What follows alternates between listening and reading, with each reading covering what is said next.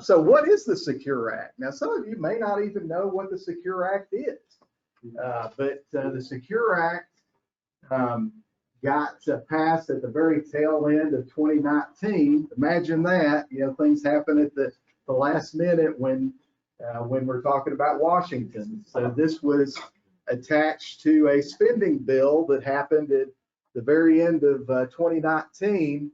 It was actually had already been approved in the House, and it was approved in May.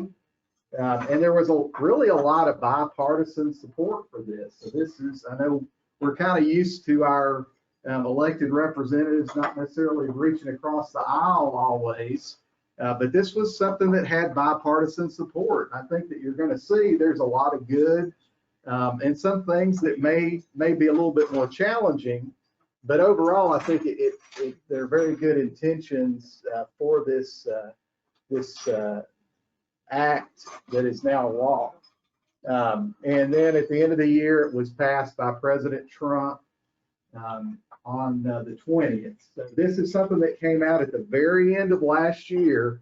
So it's really a lot of the dust hasn't really settled completely from this. We're still diving in and learning how things are going to be implemented. I think we have a good idea as far as the big picture of how this is going to work, but as far as the actual implementation and how every little nuance will be implemented, we don't necessarily know that for sure right now, but we can at least kind of learn the big implications for people.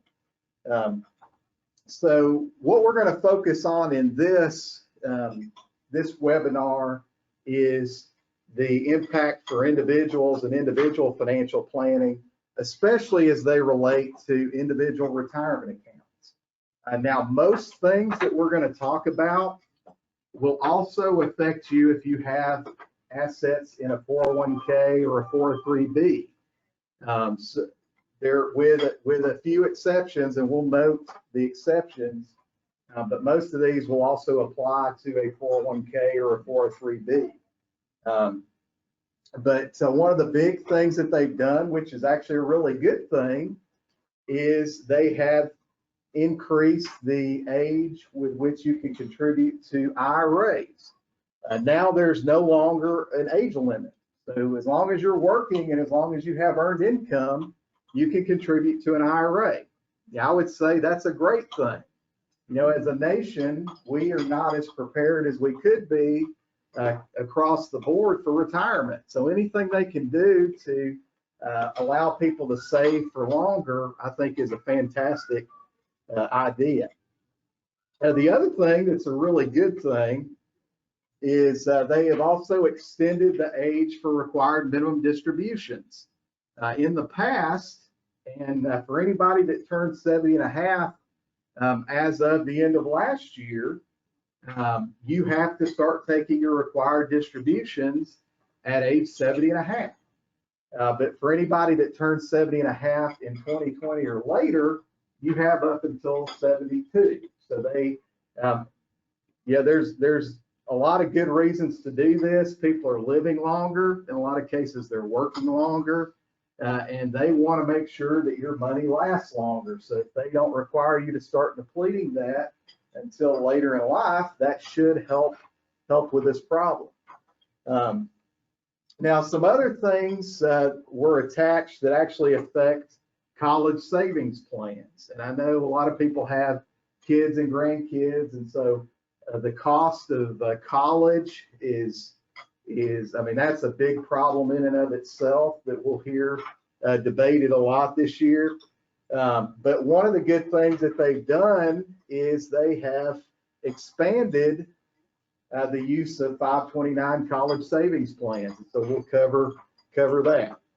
So if you didn't notice, the reason there's a piece of cake here is these are the good things. So, in America, if you want to eat your dessert first, you can eat your dessert first. So we're going to have our dessert first. But that's why there's a picture of a cake there. The other thing is, another thing that they've allowed is additional exemptions for pulling money out of IRAs without getting penalized. And primarily it's related to birth and adoption. So we'll talk about kind of the mechanics of that as well. There's some other good things that have happened in the Tax Cuts and Jobs Act. There was a change to the kiddie tax, where instead of if a lot of times people would put money in a child's name so that they could get taxed at a more favorable rate. And so what they did is they have changed the rate. Now you're still going to be taxed at the parent's rate, or it's going back to the old rules where you're taxed at the parent's rate rather than the trust rate. And the trust tax rate is much higher. I think it's around $12,000 maxes you out. If you make the trust tax rate, if you make more than about 12,000, there's about a 37% tax rate on that. So they're going back to the more favorable rates. Obviously, we have much lower rates as individuals, so that was a good thing on the kiddie tax. So we'll talk about the IRA contributions allowed after 70 and a half. People are working a lot longer. It really just made sense for people to still be able to contribute to IRAs. A lot of people have earned income. They may be working in a job that is kind of like a hobby or something that they they're passionate about, but they've got some extra income. They can now put that into an IRA after age 70 and a half, which is fantastic. Now, this does not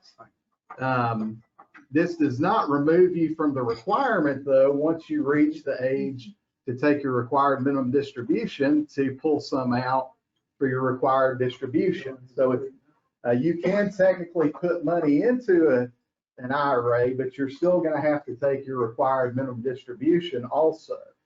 And so one of the surprising things that I don't think a lot of people may have realized is that you've always been able to contribute to a Roth IRA after age 70 and a half. So if you can, you might be better off just putting it into a Roth IRA rather than putting it into a traditional and having to pull the money out later. You're just kind of kicking the can down the road a little bit if you're making IRA contributions after age 70 and a half. So a cool thing that you can do, though, as part of this, since IRA contributions are allowed after age 70 and a half, in the past, there were a lot of people that would like to contribute to a Roth, but they made too much. And so what you could do is, if they were eligible to contribute to an IRA, if they made too much money to contribute to a Roth, in many cases, they also made too much money to get a deduction on their IRA. So what you could do is they could contribute to a IRA as a non-deductible contribution, and then turn around and convert that money to a Roth IRA. So they make the conversion of these after-tax dollars that they put into an IRA into a Roth, and they didn't pay any taxes unless there was any growth between what they put in and what the amount that they converted. So if you did this in a relatively short period of time, you may not pay any taxes to convert from your IRA, your non-deductible IRA, to a Roth. So this is something, it's been really popular with dentists, doctors, really highly compensated people. And I think more than anything, sometimes people like to do it because they feel like it's a loophole and they're sticking it to Uncle Sam in some way. But that is a really is an opportunity that some people can continue to do if they have earned income and they want to make contributions later. So it's a way to, if you make too much, to make a Roth IRA conversion by going through the back door, so to speak. So that is one planning opportunity that exists as part of this bill. So the required minimum distributions, that is changing.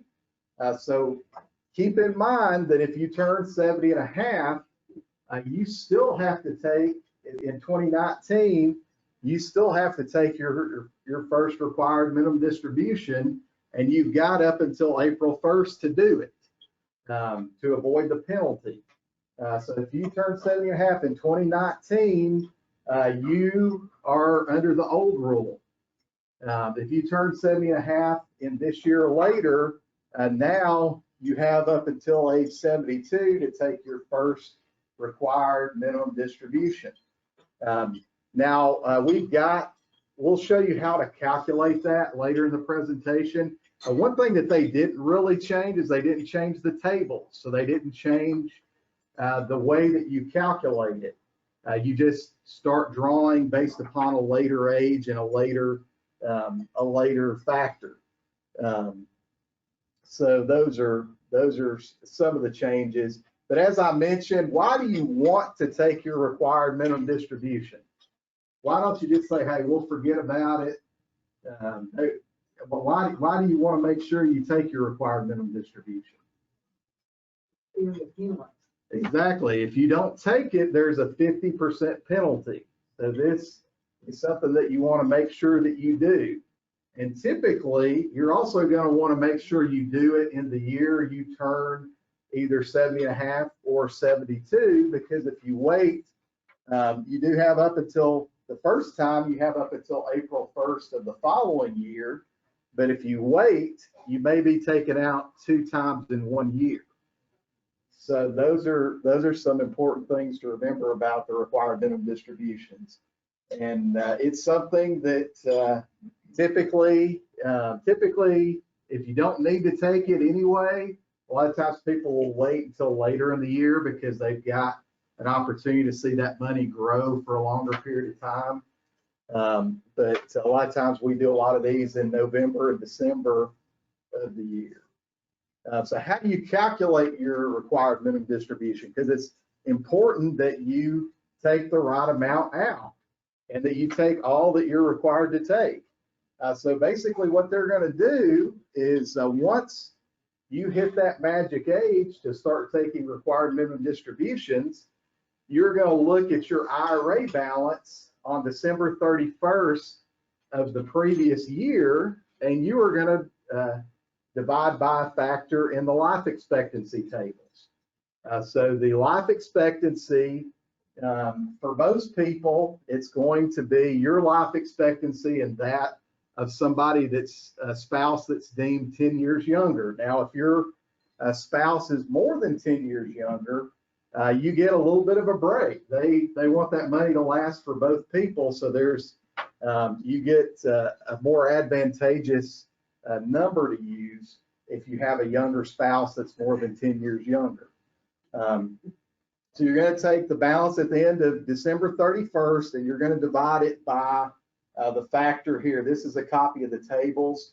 I did actually borrow this from Michael Kitsis. He's kind of a thought leader in our industry. He puts out a lot of good content, but I did take this table from him. He writes a lot of good articles. You might check him out sometime. So you're going to take that number. So let's say it's $500,000. So let's say you got $500,000 in your IRA, and you have to take 20, you divide that by 27.4, that you're basically taking 3.5% of that $500,000 as your first required minimum distribution.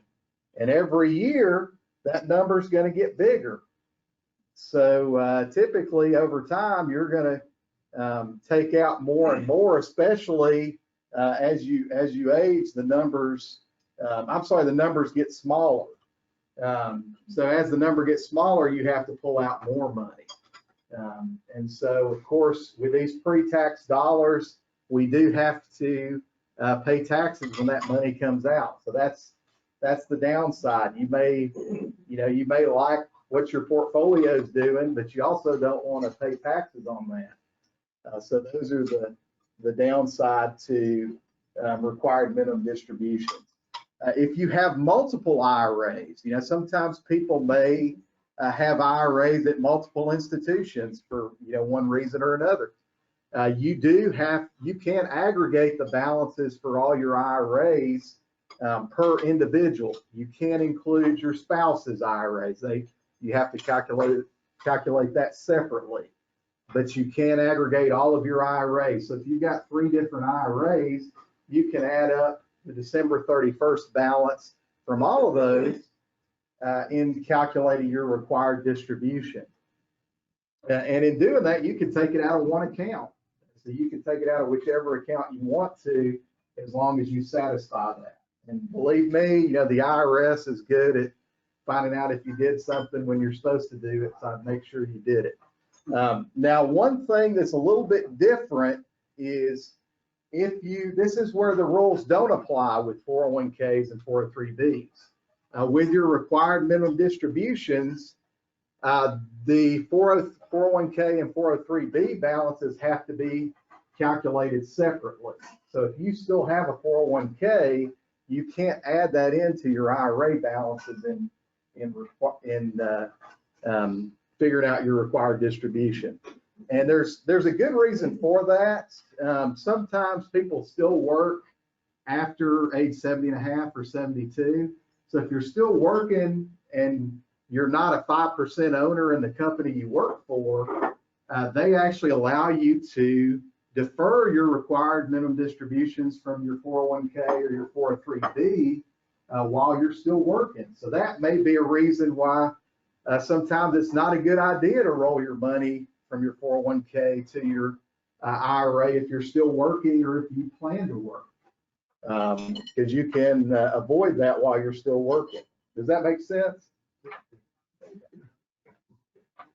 So a little bit more on the required minimum distributions.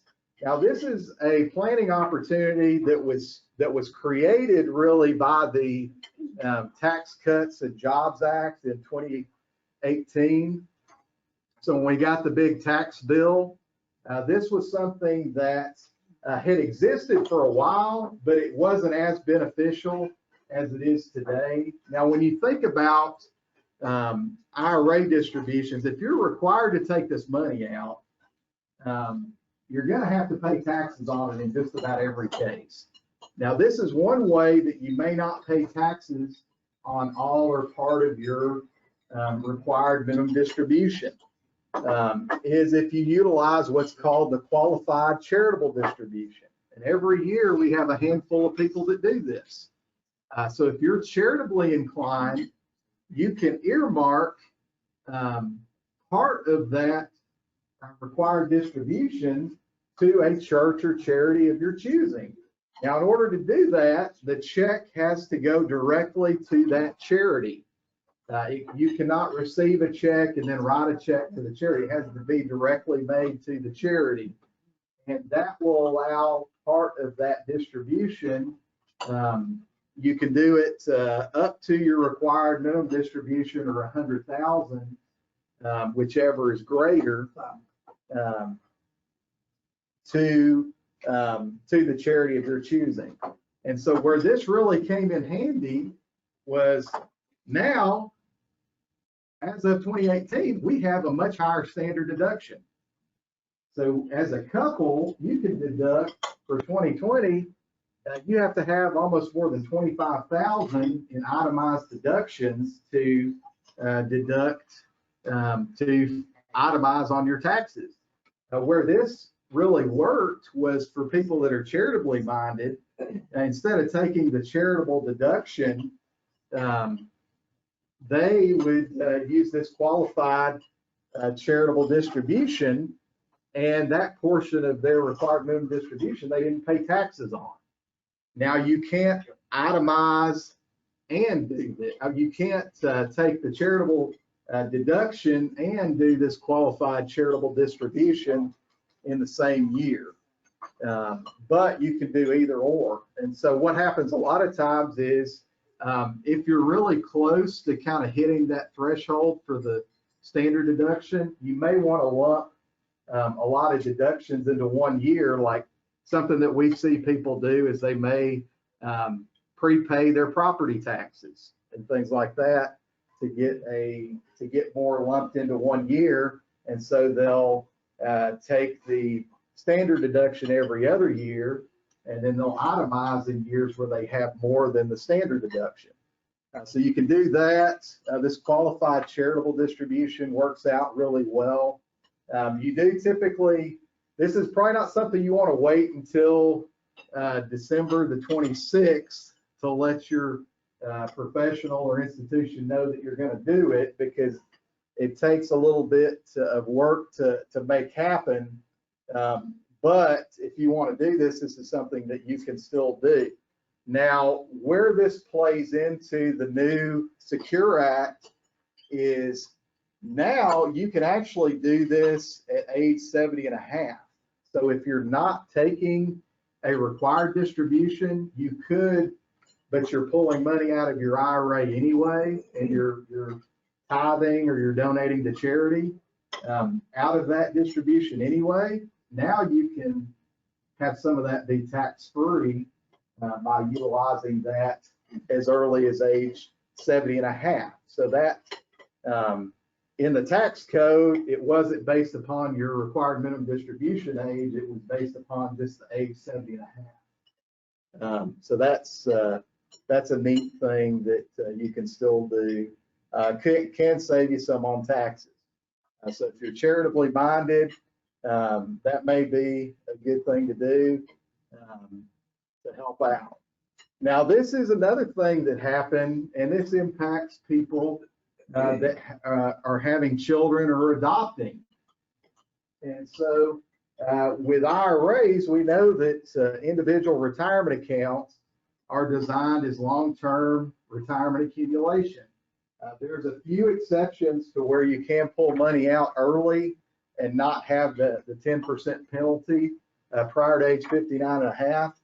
They have actually added birth and adoption as one of the reasons. You know, they look at this and, hey, it makes sense. We, you know, our population is not necessarily replacing itself. So it's good to provide incentives to have people birth and adopt. So those are some things to look at. Now, the way that this works is that somebody that has a birth or adoption, within 1 year, they can pull out $5,000 per birth or adoption from an IRA and not have the 10% penalty. So that's, you know, it's expensive to adopt, and a lot of people have probably been through that. It's not inexpensive to adopt children, and you know, there can be a lot of expenses incurred in having kids.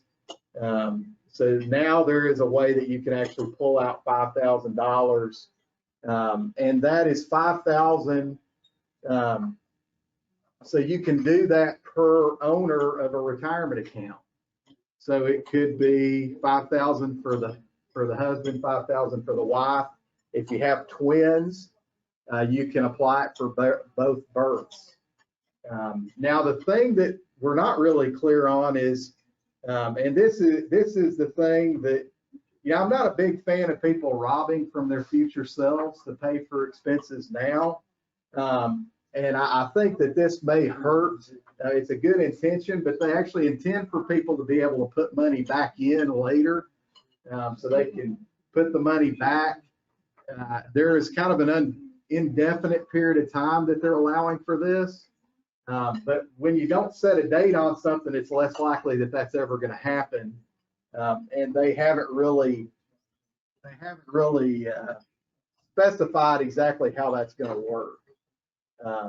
So the other thing we talked about, so the 529 qualified education costs.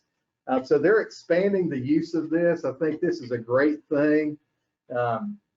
Now there's more costs that can be applied to distributions from 529 college savings plans. If you haven't looked at Tennessee, Tennessee has a great one. They've got some really good investment options in their plan. I think they've only had it for 3 or 4 years, but they've got a really good plan. But now you can, even things outside of traditional college, you got registered apprenticeship and trade schools that you can take money out. So it's a lot more flexibility. And sometimes when, we've got the best intentions for our children, but they may acquire a trade, and that may be the path for them. So now if you put money into a 529 plan, there's more options. Of course, the other thing is that they've also opened it up to some student loan repayments. So now you can pull out up to $10,000 for the lifetime of the beneficiary to repay student debt. Hey, why not? We've got a huge student loan crisis here. Let's see what we can do to help out with that. And also something that happened as part of the Tax Cuts and Jobs Act is they also opened this up for K through 12 education. So if you have kids that are going to private schools, you can pull out up to $10,000 a year from a 529 plan from a private K through 12 education.